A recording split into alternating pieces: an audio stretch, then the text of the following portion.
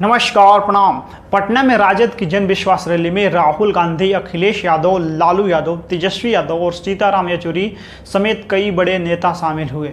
गांधी मैदान में आयोजित इस रैली को लोकसभा चुनाव से पहले Indian national development inclusive alliance के शक्ति प्रदर्शन के रूप में देखा जा रहा है, लेकिन इस रैली का आयोजन राष्ट्रीय जनता दल यानी आरजेडी ने किया था।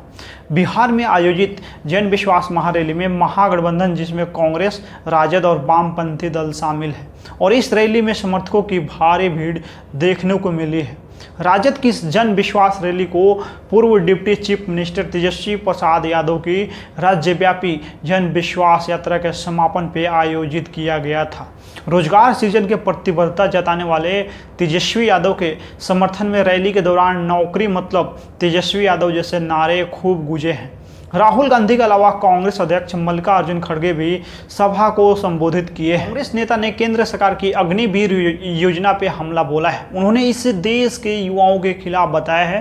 राहुल गांधी ने कहा कि इसके तहत नौकरी पाने वालों की शहादत पे उन्हें अन्य शहीदों की तर्ज पे सरकारी सहायता नहीं मिल पाएगी।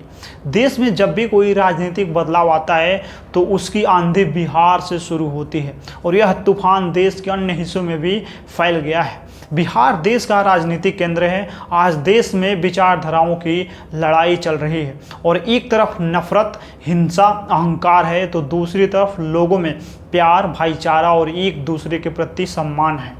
राहुल गांधी ने कहा कि एक पार्टी नफरत पैदा करने की कोशिश कर रही है, लेकिन हम नफरत के बाजार में मोहब्बत की दुकान सजा रहे हैं। देश में किसानों, युवाओं और वंचितों के साथ अन्याय हो रहा है। विश्वास महारैली में कांग्रेस अध्यक्ष मल्लिकार्जुन खड़गे ने प्रधानमंत्री नरेंद्र मोदी को झूठे का सरदार बताया है। उन्होंने मोदी की गारंटी पे भी अपनी प्रतिक्रिया दी है।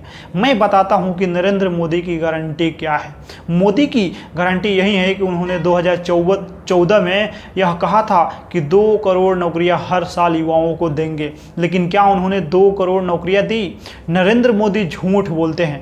कहा था कि बाहर से काला धन लाकर हर देशवासियों के खाते में 15-15 लाख डालेंगे, लेकिन किसी को भी 15 लाख रुपया नहीं मिले। देश के लोगों के लिए पक्के मकान बनाने की भी बात की गई थी, लेकिन किसी को भी पक्के मकान नहीं मिला। किसानों की आमदनी दोगुनी करने का वादा किया गया था, लेकिन ऐसा नहीं हुआ। यानी नरेंद्र मोदी झूठों के सरदार हैं। जन विश्वास महारैली को सफल बनाने के लिए तेजस्वी यादव ने पूरे बिहार का दौरा किया था। रैली को संबोधित करते हुए उन्होंने कहा कि ये वही गांधी मैदान है जहां से हमने 2 लाख नौकरियां बांटी थी। आज सरकार अपने नाम पे पोस्टर लगवा रही है। सीएम नीतीश और पीएम मोदी को लेकर तेजस्वी ने कहा कि मेरे चाचा तो पलटी मार हैं और मोदी जी झूठ बोलते हैं, और मोदी जी झूठ बोलने का मैन्युफैक्चर हैं, होलसेलर हैं। मोदी जी ने ना कोई कारखाना दिया, ना कोई विशेष राज्य का दर्जा दिया।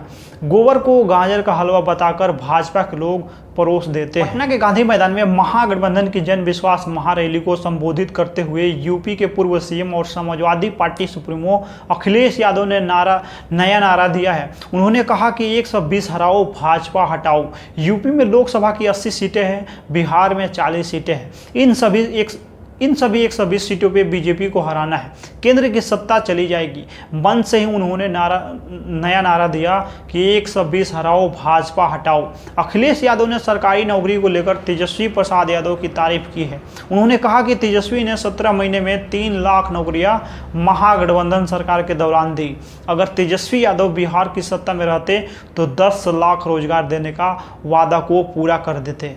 लेफ्ट पार्टियों की धमक भी पटना की जन विश्वास महारैली में दिखी है। सीपीएम की ओर से सीताराम येचुरी, सीपीआई के डी राजा और सीपीआईएमएल के दीपांकर भट्टाचार्य ने शिरकत की है। लेफ्ट पार्टियों के निशाने पर केंद्र की मोदी सरकार और मुख्यमंत्री नीतीश कुमार रहे हैं।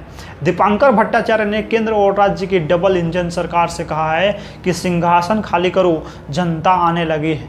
पिछले 10 वर्षों से जो पार्टी देश को तबाह और बर्बाद कर रही है, उसके नाम में तो जनता है, लेकिन भारतीय जनता पार्टी का जनता से कोई लेना देना नहीं है।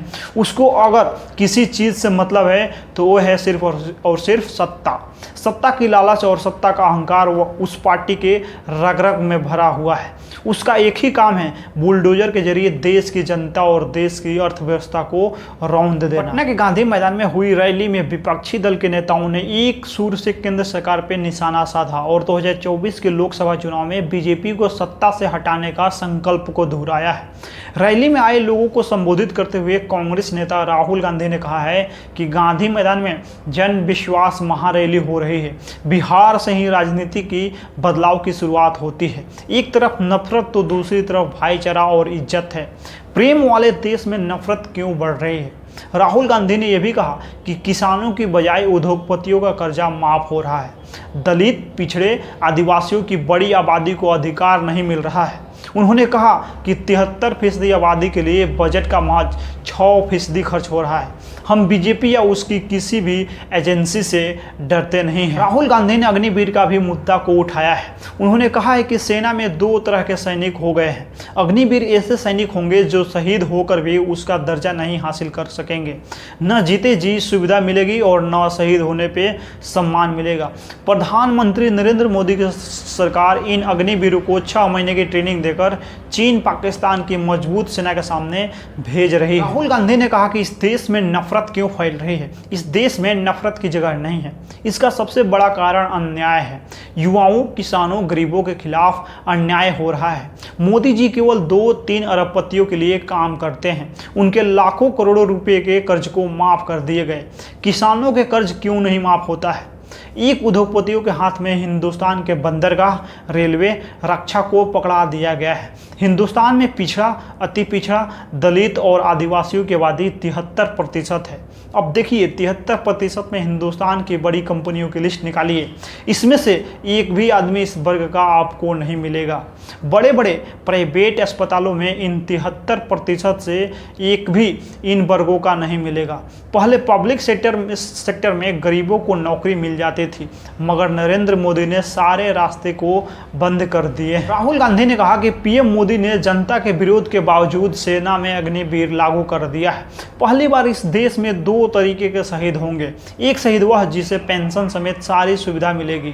दूसरा शहीद होगा तो उसको न पेंशन मिलेगा और न ही शहीद का दर्जा मिलेगा। एक तरफ पाकिस्तान और चीन के सैनिक सालों भर ट्रेनिंग लेते हैं, वहीं दूसरी तरफ हमारे मोदी जी कुछ माह की ट्रेनिंग देकर अग्निवीर जवानों को बॉर्डर पे खड़ा कर देते हैं। यह अन्याय है। हम लोग भाजपा और आरएसएस से नहीं डरते हैं। हम लोग भाजपा और आरएसएस को यहाँ से हटाकर इंडिया की सरकार बनाएंगे। बिहार की राजधानी पटना में आयोजित जन विश्वास रैली को लालू प्रसाद यादव ने सबसे अंत में संबोधित किया। इस दौरान लालू प्रसाद यादव ने विरोधियों पे जम के हमला बोला है। लालू प्रसाद यादव ने अपने अंदाज में मंडल कमंडल के अलावा नीतीश और मोदी की क्लास लगाई है। लालू यादव ने अपने अंदाज में लोगों को संबोधित किया है।